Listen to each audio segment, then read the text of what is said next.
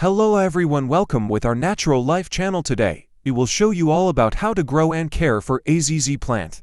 The ZZ plant Zamioculcas Zamiifolia is a great houseplant for beginners as it's so easy to care for. Its glossy, upright, evergreen foliage looks good in virtually any location, and it's tolerant of all kinds of conditions. A ZZ plant thrives with a lack of water and fertilizer, and will grow well in low light. Also known as fern arum, emerald palm, oroi palm, Zanzibar gem, zuzu plant, eternity plant, and fatbo, the ZZ plant is native to Eastern Africa. There, it's subject to long periods of drought, followed by periods of heavy rainfall, and stores water in its fleshy underground roots tubers.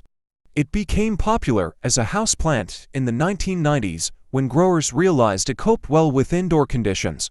During the 2010s, there were rumors that the ZZ plant caused cancer. This is not true.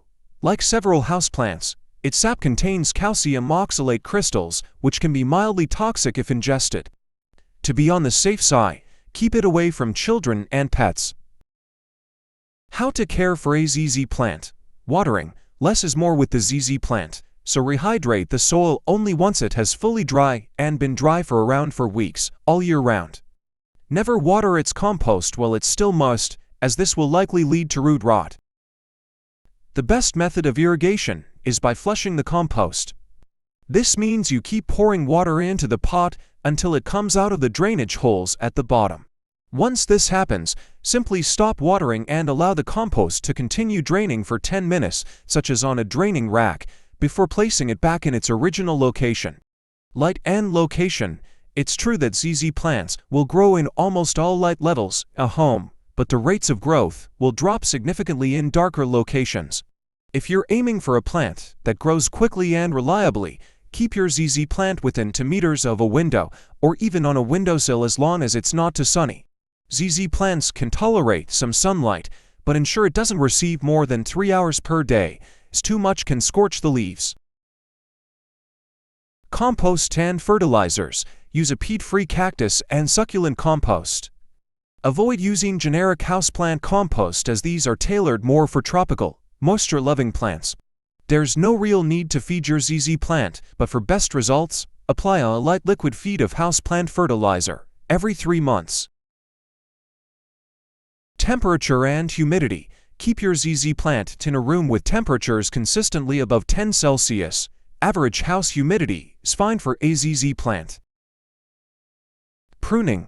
Prune off dying petioles, leaf stems once all the leaves have become yellow, to improve the appearance of your ZZ plant. Staking. Staking isn't necessary if, however, the plant is leaning to one side. Try increasing the light levels by placing it in a brighter spot, with no more than 3 hours of direct sunlight per day. How to repot a ZZ plant. ZZ plant does best in pot-bound conditions, so repotting must be done only every 2 years. 1. When it's time for a repot, water your ZZ plant around 12 hours beforehand. 2. Minimize transplant shock. Choose a pot the next size out from the original. Consider using a transparent orchid pot, which provides better airflow around the root system. This could significantly reduce the risk of your ZZ plant developing root rot, as it will help the compost dry out quickly. 2. Using a peat-free, cactus and succulent compost, fill the bottom fifth of the new pot and rest the plant's root ball on top to check it's at the right level, so it doesn't sit deeper in the compost than it did in its original pot. 3.